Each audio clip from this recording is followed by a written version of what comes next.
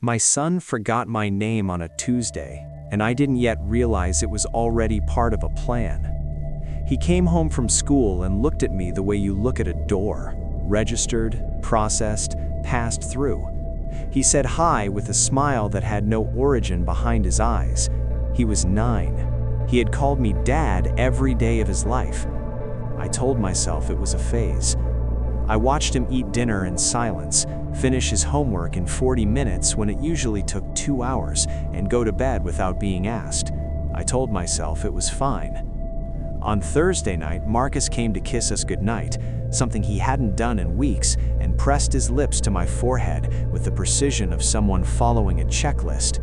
My wife was asleep before I finished the thought. I tried to stand, couldn't. The room didn't stop existing, it just stopped being something I could reach. The last thing I saw was Marcus at the bedroom door, backpack already on, watching us with an expression I had never seen on his face.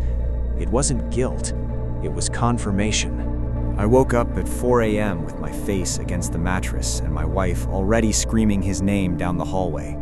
Marcus was gone. His bed was made with a precision he had never shown in 9 years of being told to make his bed. Corners folded, pillows centered, nothing out of place. It looked less like a child's room and more like a room being returned to someone. On his desk, a stack of papers I had never seen before. I assumed homework. I assumed wrong. The first sheet was titled Exercise 4, Reducing Emotional Dependency. It had fill-in-the-blank sections. Marcus had completed every one of them, in his handwriting, in blue pen, with the calm focus of a child who understood exactly what he was doing. The answers weren't childish. They were precise. Primary attachment figures create resistance to independent decision-making. Resistance must be identified and reduced before transition. I read that 3 times. There were 14 worksheets. They went back 6 weeks, each one building on the last. First, how to identify emotional manipulation in caregivers. Then, how to manufacture distance without triggering concern. Then, how to time an exit for maximum window.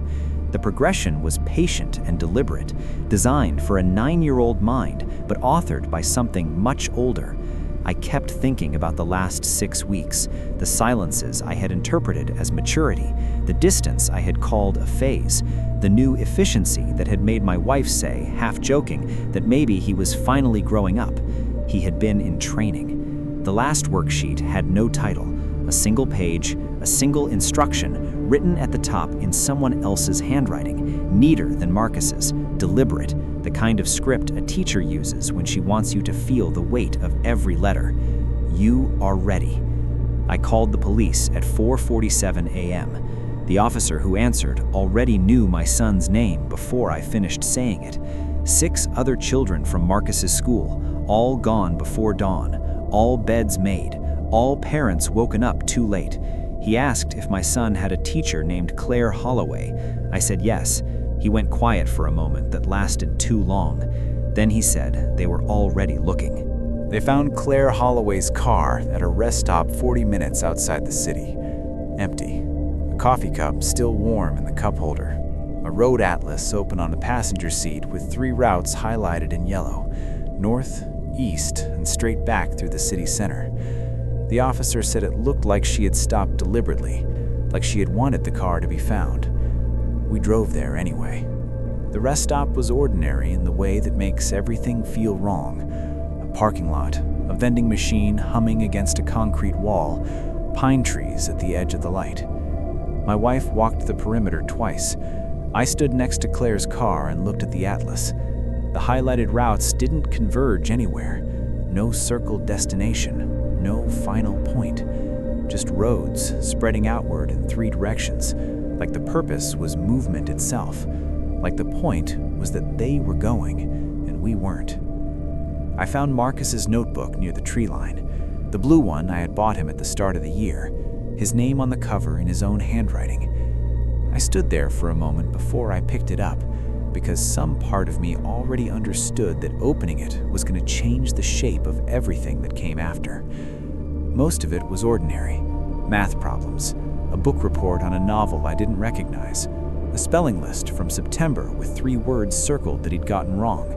The kind of evidence of a child's daily life that becomes unbearable when you realize you hadn't thought to look at it in months. I turned pages slowly, and for a moment, I let myself believe that the notebook was just a notebook, that he had dropped it running, that it meant nothing. The last page stopped me. The date at the top was yesterday. The handwriting was Marcus's, but slower, more deliberate. The careful script of a child copying something rather than writing it himself. There was no message, no explanation, no version of the word goodbye, just our home address, and below it, in the same careful hand, a single word: soon. I stood at the tree line with my son's notebook in my hands, and the word soon lodged somewhere behind my sternum, and I understood for the first time that we had been looking in the wrong direction. We weren't chasing them. They were coming home.